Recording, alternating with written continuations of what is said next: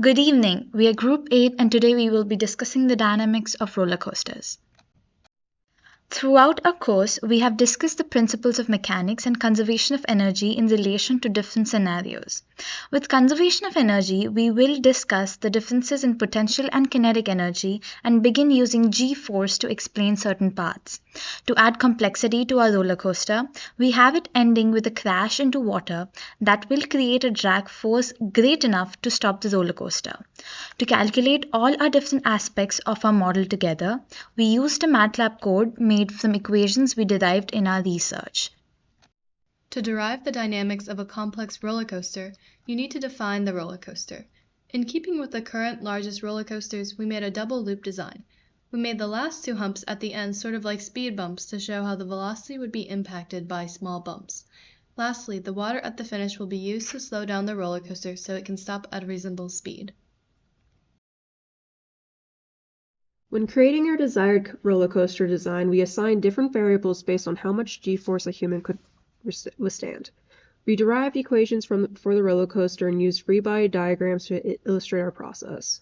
With gravity propelling our roller coaster down in motion, we used conservation of energy to keep it moving and letting it come to a stop when against the drag force of water. Here we have our free body diagrams. We have 8 different diagrams for the 8 different points highlighted on the image in the bottom right. We have included the force of friction on these pictures, but we did not include it in our calculations.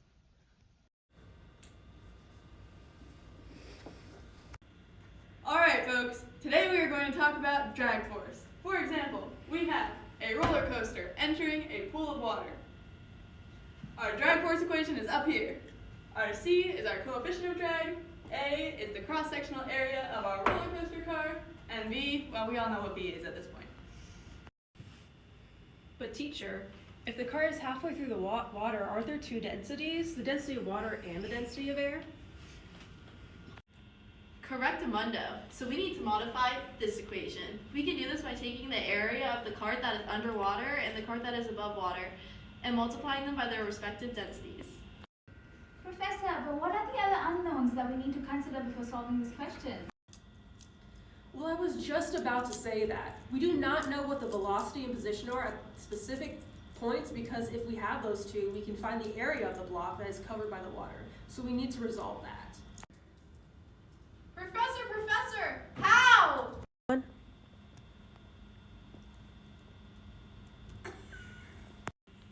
Because we cannot assume constant acceleration for the entire length of the ramp, then that the block is going down. We need to take it in little tiny segments. That way we can know what the position is precisely. And we could say that the acceleration is constant over those minuscule intervals. But there's still velocity. You're talking about acceleration. We need to be talking about velocity.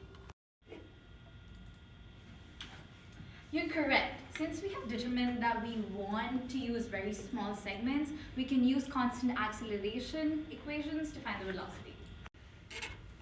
But how? We don't have acceleration in any of our equations. Sit your butt back down. I'm about to solve all your problems. We can sum the forces in the x direction, and that would give us the extra equation we need to relate acceleration, and velocity, and force, and distance. Are there any questions? What this cinematic masterpiece is trying to communicate is that we needed to use 4 different equations to find our 4 different unknowns: force, velocity, acceleration, and position. We took the ramp in very, very small segments so that we could more accurately assume constant acceleration between those segments. This was done by using a pseudo-calculus approach of making the segments infinitesimally small and running the calculations for each point. We used MATLAB for this. The 4 different equations we used were one of our constant acceleration equations, the second law equation, equations for area which were related to the position of the block in the water, and our drag equation. From using derived equations and free body diagrams, we have found that our desired roller coaster would take 2.03 seconds to reach the end of the ramp in water and would hit a wall with a velocity of 19.33 feet per second. Overall, the idea behind every roller coaster comes down to basic principles of kinematics and are used by engineers to ensure the functionality and safety of all roller coasters. Thanks for watching!